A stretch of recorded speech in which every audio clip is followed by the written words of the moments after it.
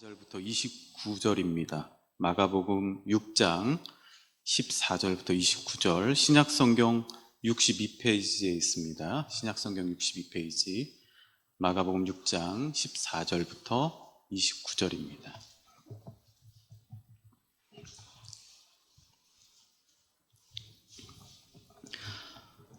같이 교독하도록 하겠습니다. 제가 14절 읽고 여러분들 15절 읽도록 하겠습니다. 이에 예수의 이름이 드러난지라 헤롯 왕이 듣고 이르되 이는 세례 요한이 죽은 자 가운데서 살아났도다. 그러므로 이런 능력이 그 속에서 일어나느니라 하고,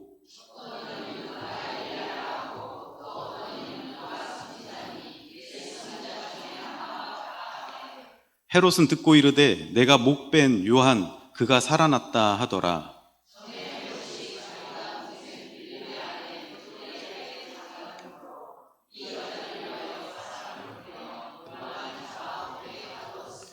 이는 요한이 헤롯에게 말하되 동생의 아내를 취하는 것이 옳지 않다 하였음이라.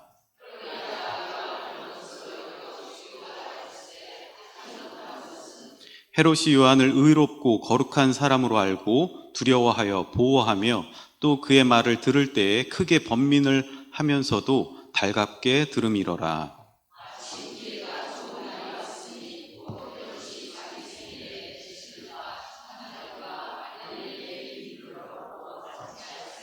헤로디아의 딸이 친히 들어와 춤을 추어 헤롯과 그와 함께 앉은 자들을 기쁘게 한지라.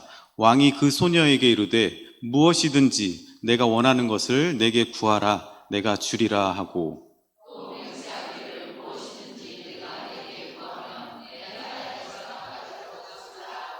그가 나가서 그 어머니에게 말하되 내가 무엇을 구하리이까? 그 어머니가 이르되 세례 요한의 머리를 구하라 하니,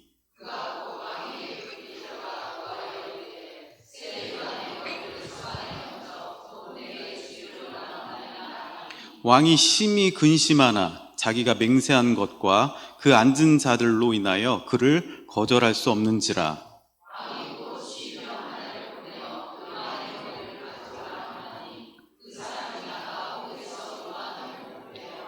그 머리를 소반에 얹어다가 소녀에게 주니 소녀가 이것을 그 어머니에게 주니라.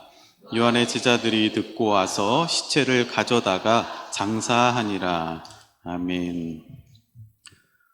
네, 우리 같이 서로 인사 한번 하겠습니다. 주님께서 이 자리에 계십니다. 환영하고 축복합니다. 네, 오늘 말씀은 길은 언제나 우리 앞에라는 제목으로 하나님 말씀 전하도록 하겠습니다. 셰익스피어의 작품 중에 맥베스라고 하는 비극 작품이 있습니다. 한번 영상. 스코틀랜드의 용맹한 맥베스라는 사람이 왕이 되고 싶었습니다. 그래서 자신의 집에 있던 왕을 잔인하게 살해하고 왕위에 오릅니다. 그리고 자기 자리를 위협하는 친구, 자기의 자리를 위협할 것 같은 친구마저 죽입니다. 이제 걸릴 것이 없어요. 왕관도 얻었고 방해자도 없습니다. 그런데 어느 날 성대한 잔치를 벌이는데 맥베스의 눈에만 보이는 것이 있었습니다. 바로 죽은 친구의 유령이었어요. 아무도 보지 못하지만 맥베스는 그 유령을 보는 거예요. 왕은 잔치에서 혼자 막 소리 지르고 떨고 무너집니다. 칼로 사람을 죽일 수는 있었지만 죄책감은 죽일 수 없었던 것입니다. 오늘 본문에도 죽은 사람 때문에 고통스러워하는 한 남자가 등장합니다. 바로 헤롯입니다. 예수님께서 공생애를 시작하시면서 많은 귀신들을 쫓아내시고 또 병든 자들을 고치시고 여러 가지 기적들을 일으키셨습니다. 그래서 예수님께서 가시는 곳마다 어때요? 많은 무리들이 예수님을 쫓아다녔습니다. 그리고 예수님의 소문이 결국은 온 나라에 퍼지게 됩니다. 그래서 사람들은 예수님에 대해서 이런 소문이 도는 거예요. 그는 엘리야다. 옛 선지자 같은 분이시다. 그런데 헤롯만은 다르게 생각을 하는 겁니다. 우리 한번 16절을 읽어보겠습니다. 16절 같이 읽습니다. 시작. 헤롯은 듣고 이르되 내가 목벤 요한 그가 살아났다 하더라. 내가 목벤 요한, 그가 살아났다.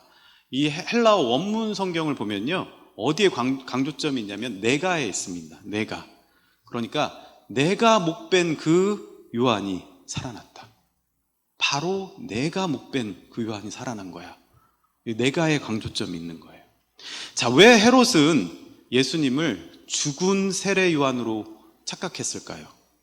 바로 죄책감 때문이에요. 요한은 무덤에 갇혔지만 요한의 목소리는 죽지 않고 헤롯 안에서 살아 있었던 것입니다. 마가는 여기에서 이제 시간을 거꾸로 돌립니다. 어쩌다 이 헤롯 왕이 여기까지 오게 됐는지, 이렇게 죄책감이 사로잡혀서 벌벌 떨고 있는지 그 이야기를 들려줍니다.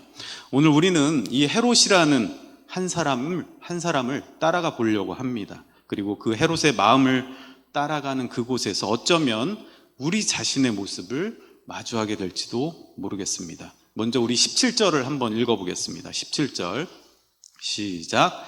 전에 헤롯이 자기가 동생 빌립의 아내 헤로디아에게 장가든 고로 이 여자를 위하여 사람을 보내어 요한을 잡아 옥에 가두었던. 자, 헤롯은 동생 빌립의 아내 헤로디아를 데려다가 자기 아내로 삼았습니다.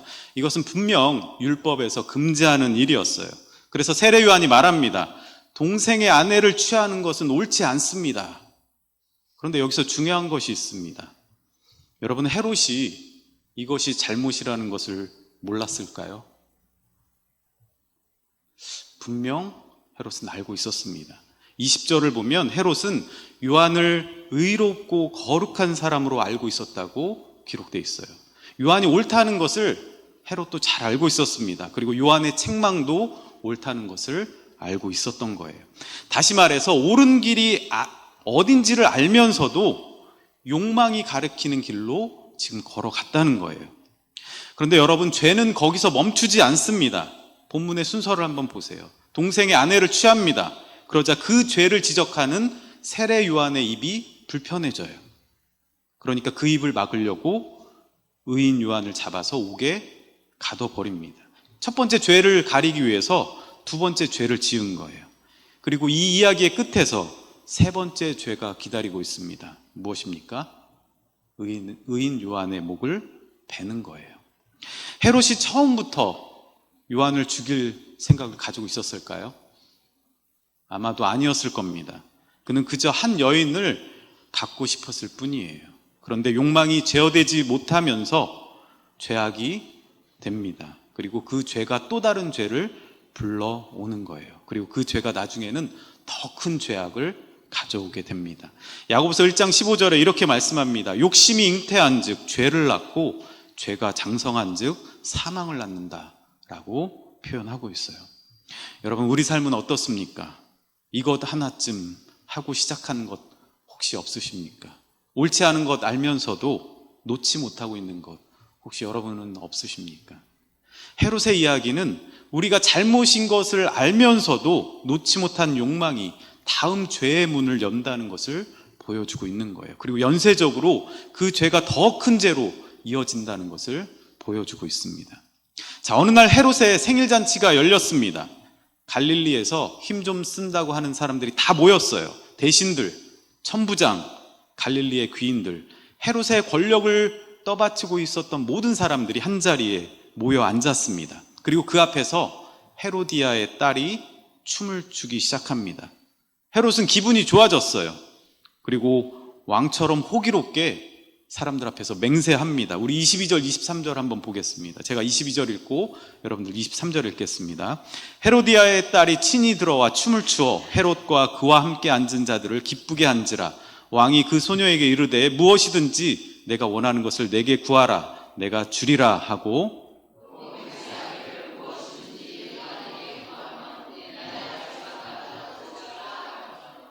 자, 무엇이든지 원하는 것을 내게 구하라. 내 나라의 절반까지라도 주리라. 어떻습니까, 여러분? 근데 사실 이 맹세는요, 허세입니다, 허세. 여러분, 헤롯은 사실 왕이 아니에요. 우리나라 말로 헤롯을 분봉왕이라고 사실 부릅니다.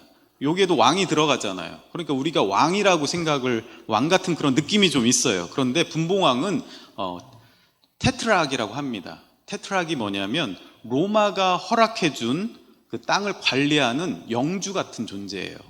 그래서 로마의 허락을 받아서 이스라엘 영토의 일부를 지금 헤롯이 다스리고 있는 거예요. 그러니까 다시 말하면 로마의 허락이 없으면 나라의 절반은커녕 한 뼘도 자기 맘대로 땅을 줄 수가 없다는 거예요. 뭡니까? 허세 부리고 있는 거예요. 허세. 여러분, 우리 시간을 20년, 30년 한번 돌아가 보면 우리 여집사님들, 권사님들 어떻습니까? 연애하실 때 우리 남편들께서 이런 얘기 하잖아요. 응? 다 얘기해. 내가 하늘에 별도 따다주고 달도 따다주고 말만 해. 많이 얘기하셨었나 봐요. 네, 어떻습니까? 그런 말 들어보신 적 있으시죠? 네, 없으신 분들은 있으신 거죠? 네. 그런데 어떻습니까, 여러분? 지금 이제 20년, 30년이 지나고 별도 따다준다던 그 남편분들께서 음식물 쓰레기 하나 처리해달라고 해도 어때요? 네, 얼굴에 오만상이 찌그러지고 그런 모습들 있잖아요. 자, 하늘의 별을 따다준다. 허세 부리는 거잖아요. 이거 똑같은 겁니다. 헤롯이 지금 기분이 너무 좋은 거예요. 그래서 허세 부리고 있는 겁니다. 자, 헤롯이 소원을 빌라고 하자 헤로디아의 딸은 어머니 헤로디아와 상의한 후에 세례 요한의 머리를 소반에 담아 달라고 요구합니다. 요한의 목숨을 달라고 하는 거예요. 그때 헤롯이 어떻게 반응하는지를 우리 한번 보겠습니다. 26절을 한번 읽어보겠습니다. 26절 같이 읽습니다. 시작. 왕이 심히 근심하나 자기가 맹세한 것과 그 앉은 자들로 인하여 그를 거절할 수 없는지라. 자, 왕이 심히 근심했다고 합니다. 그런데 거절할 수 없었다고 표현하고 있어요. 왜 왕이 거절하지 못했을까요? 두 가지 이유가 여기에 나와 있어요. 뭐라고 돼 있습니까? 자기가 맹세한 것과 그 앉은 자들로 인하여.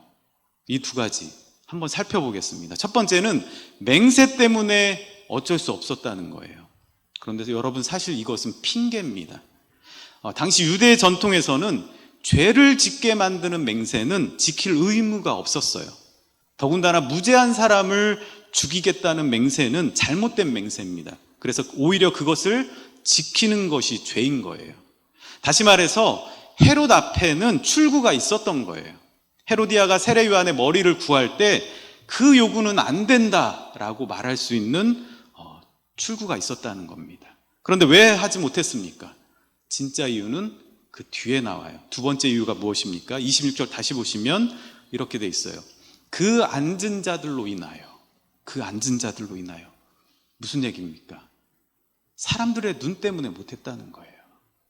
저 사람들 앞에서 내가 한 말을 물리면 내 체면이 깎이고 내 권위가 떨어질까봐, 내가 우스운 사람이 될까봐 헤롯은 요한을 처형한 것입니다. 헤롯은 요한을 하나님의 의롭고 거룩한 사람인 줄 알고 두려워했어요. 그런데 그 두려움보다 잔치 자리에 앉은 사람들의 시선을 더 두려워한 것입니다. 하나님보다 사람에 대한 두려움이 더 컸던 거예요. 여러분, 우리는 어떻습니까? 무언가 옳지 않은 것을 알면서도 모든 사람들이 다 하니까 그 분위기 깨기 싫어서, 또 이상한 사람으로 보이기 싫어서 분위기에 휩쓸려 잘못된 길을 갔던 적은 없으십니까? 심리학에 동조 실험이라는 게 있어요. PPT를 보여주시면 1951년에 솔로몬 애쉬라고 하는 심리학자가 실험했던 내용입니다. 아마 아시는 분들 있으실 거예요. 저기 보면 선이 3개가 있죠. A, B, C가 있습니다. 그리고 이제 X라고 된 선이 있어요. 그런데 이제 물어보는 거예요. 자, A, B, C하고 여러분들에게 제가 질문해 볼게요. A, B, C하고 X가 제일 비슷한 선이 A, B, C 중에 뭡니까? 뭐예요? B죠. 누가 봐도 B잖아요. 그런데 이제 저기 밑에 있는 학생들과 함께 이제 짜고 치는 고스톱을 하는 거예요. 그래서 저기 파란색에 있는 사람만 이제 모르고 이제 실험 대상자입니다. 나머지는 다 같이 서로 이제 입을 맞춘 거예요. 그래서 이제 교수가 물어보는 거예요. X와 가장 닮은 선이 뭡니까? 하고 한 사람한테 물어봅니다. 그랬더니 C요, 이렇게 대답을 하는 거예요. 그럼 어떻게 했습니까? 이 사람이 뭐야, 말도 안 되는 소리를 하고 있어 생각하겠죠. 자, 그 다음 사람에게 물어봐요. 그랬더니 그 사람도 C죠, 이렇게 얘기를 하는 거예요. 그럼 어떤 생각이 들겠어요? 어라? 뭐지? 그 다음 사람에게 물어봅니다. 당연히 C죠. 또 그 다음 사람, C 아니에요? 계속해서 다 C라고 하는 거예요. 자, 여러분이라면 그 자리에서 뭐라고 대답하실 것 같아요? 네? 뭐라고요? 아니라고 얘기하실 거예요? B라고 얘기하실 거예요? 네. 자, 대부분의 사람들 70%가 C라고 이야기를 했다고 합니다. 심리학에 있는 동조 실험이에요. 무슨 얘기냐면요, 기준이 분명하지 않으면 분위기에 휩쓸리기 쉽다라는 거예요. 여러분, 우리도 그렇습니다. 우리 삶에 분명한 기준이 없으면 하나님 앞에 옳은 것이 무엇인지 알면서도 모두 다 하니까 분위기 깨기 싫어서 휩쓸려 버릴 수 있다는 거예요. 이제 이 본문에서 가장 안타까운 구절로 한번 가보겠습니다. 20절을 같이 읽어보겠습니다. 20절 같이 읽습니다. 시작. 헤롯이 요한을 의롭고 거룩한 사람으로 알고 두려워하여 보호하며 또 그의 말을 들을 때에 크게 번민을 하면서도 달갑게 들음이러라. 자, 여러분, 이 한 구절 속에 헤롯의 모습이 아주 잘 담겨져 있습니다. 한번 천천히 보세요. 요한을 의롭고 거룩한 사람으로 알고 두려워하고 보호했다고 합니다. 또 그의 말을 들을 때 크게 번민하면서도 그의 말을 어때요? 달갑게 들었다는 거예요. 자, 여러분, 헬라어 원문 성경으로 보면요, 이 네 개 동사, 두려워하다, 또 보호하다, 번민하다, 달가워하다, 이 네 개 동사가 다 미완료 시제예요. 미완료는 뭐냐면 헬라어에서 한 번 그런 것으로 끝나는 게 아니고 계속 그러했다는 거예요. 계속 두려워하고, 계속 보호해주고, 계속 괴로워하고, 또 계속 즐겨 들었다는 얘기예요. 계속 이런 일들이 반복됐다는 거예요. 여러분, 이상하지 않습니까? 지금 감옥에 있는 사람은 누구예요? 요한입니다. 그런데 요한을 잡아넣은 헤롯이 뭔가 더 불안해요. 감옥에 갇힌 것은 요한인데 정작 갇혀있는 사람은 꼭 헤롯 같습니다. 헤롯은 감옥으로 요한을 찾아가서 그의 말을 듣습니다. 들을 때마다 마음이 찔려서 어쩔 줄을 몰라 하는 거예요. 그러면서 또 찾아갑니다. 그리고 또 들어요. 왜 그렇습니까? 그 말씀이 좋았기 때문이에요. 번민하면서도 달갑게 들었다고 표현하는 거예요. 여러분, 여기 번민하다라고 번역된 헬라어가 참 인상적인데요, 에포레이라고 하는 단어를 씁니다. 보여주시면, 이 단어는 어찌할 바를 모르다, 길을 잃다, 빠져나갈 출구를 찾지 못하다, 이런 의미를 가지고 있어요. 다시 말해서 지금 헤롯은 길을 잃은 거예요. 출구를 찾지 못하고 있는 겁니다. 요한의 말을 듣고 있는 그 헤롯의 모습이 바로 이와 같았다는 거예요. 자, 회개하자니 어떻습니까? 헤로디아에게 눈치가 보여요. 또 사람들 앞에서 자기 체면이 깎일 것 같습니다. 그렇다고 요한의 말을 무시하자니 자기 양심이 찔리는 거예요. 이러지도 못하고 저러지도 못한 채 헤롯은 그 사이에서 몇 달을 혹은 몇 년을 서성였을 것입니다. 여러분, 이것은 무엇을 말합니까? 머뭇머뭇하는 신앙이에요. 예배를 나옵니다. 말씀을 들어요. 은혜도 받습니다. 들을 때 마음이 찔리기도 합니다. 또 무엇이 옳은지도 잘 알고 있어요. 그런데 돌이키지는 않습니다. 결단하지는 않아요. 듣고 찔리고 그리고 그대로 삽니다. 그리고 다음에 또 듣고 찔리고 또 그대로 삽니다. 자, 헤로디아의 딸이 요한의 머리를 요구했을 때 헤롯이 심히 근심했다고 되어 있어요. 26절 한번 읽어보겠습니다. 26절 같이 읽겠습니다. 시작. 왕이 심히 근심하나 자기가 맹세한 것과 그 앉은 자들로 인하여 그를 거절할 수 없는지라. 심히 근심했다고 표현하고 있어요. 극심한 슬픔에 둘러싸여 있다는 말입니다. 여러분, 이 표현이요, 심히 근심하다, 이 표현이 마가복음에 한 번 더 나와요. 딱 한 번 더. 어딘 줄 아시겠습니까? 혹시? 심히 근심하다. 마가복음에 보면 심히 근심한 사람이 한 사람 더 있어요. 우리 마가복음 14장 34절 한번 읽어보겠습니다. 시작. 말씀하시되 내 마음이 심히 고민하여 죽게 되었으니 너희는 여기 머물러 깨어있으라 하시고, 바로 어디냐면 겟세마네, 바로 예수님입니다. 내 마음이 심히 고민하여 죽게 되었으니, 예수님이 기도하시던 그 밤에 심히 고민하였다, 이 말과 지금 헤롯이 심히 근심하다라는 것이 동일한 단어라는 거예요. 헤로디아의 딸이 요한의 머리를 내어달라고 했을 때 헤롯도 예수님처럼 심히 고민하고 근심하고 있었다는 거예요. 여러분, 두 사람 다 심히 근심했습니다. 그리고 그 근심의 끝에 그런데 그 둘은 다른 선택을 내립니다. 예수님은 하나님 아버지의 뜻을 따라 자기의 목숨을 우리를 위해 내어주시는 위대한 결정을 하셨습니다. 그러나 헤롯은 어떻게 됩니까? 머뭇하다가 자신의 삶의 방향을 분명히 하지 않다가 결국 사람들에게 이끌려서 눈치 보다가 하나님의 사람 요한을 처형하는 데까지 가게 됩니다. 그리고 이후에 헤롯은 어떻게 됩니까? 다시 처음으로 돌아가는 거예요. 예수님의 소문을 듣기만 해도 벌벌 떠는, 요한이 생각나서 벌벌 떠는 그런 사람이 된 것입니다.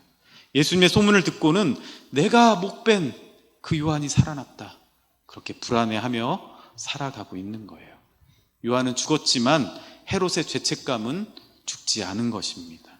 이렇게 묻어버린 죄는 다시 되살아나서 우리에게 또 찾아옵니다. 말씀을 정리하겠습니다. 여러분, 헤롯은 길이 없다고 느꼈던 사람이에요. 에프레이라는 단어를 말씀드렸습니다. 길이 안 보인다고, 출구가 없다고 번민했던 사람입니다. 그런데 여러분, 정말 길이 없었을까요? 그렇지 않습니다. 여러분, 그가 감옥에 지금 잡아두고 있는 사람이 누구입니까? 누구예요? 세례 요한이에요.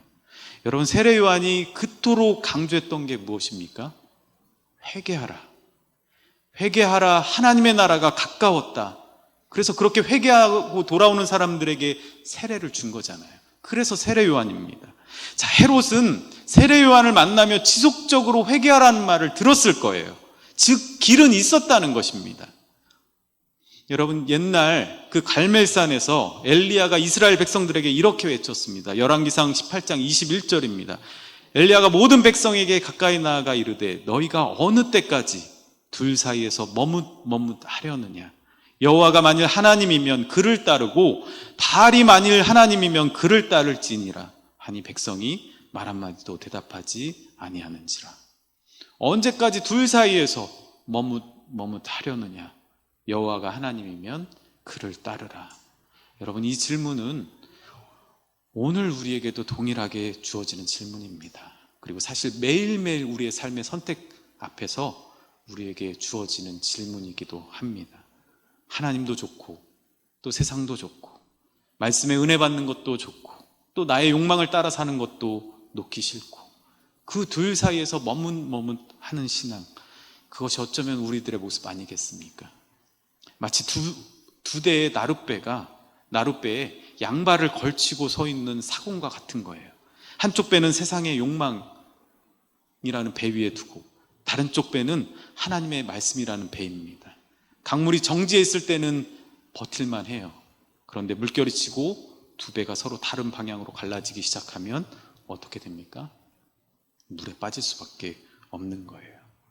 길이 아닌 것을 알면서도 가려고 하는 것, 혹은 붙들려고 하는 것, 여러분은 혹시 없으십니까? 있다면 그것이 무엇입니까? 하나님보다 사람을 더 두려워해서 사람들의 눈 때문에 머뭇하고 있는 그런 모습은 없으십니까? 헤롯에게 열려 있었던 그 길은 오늘 우리에게도 열려 있습니다. 언제든 우리가 하나님께로 우리의 삶의 방향을 돌리고 나아가려고 하면, 그 결단하면 우리의 삶의 문은 언제나 열려 있는 것입니다. 오늘 결단하고 하나님 나라의 그 부르심에 응답하고 주님의 제자로 힘차게 살아가는 여러분과 제가 되기를 소망합니다.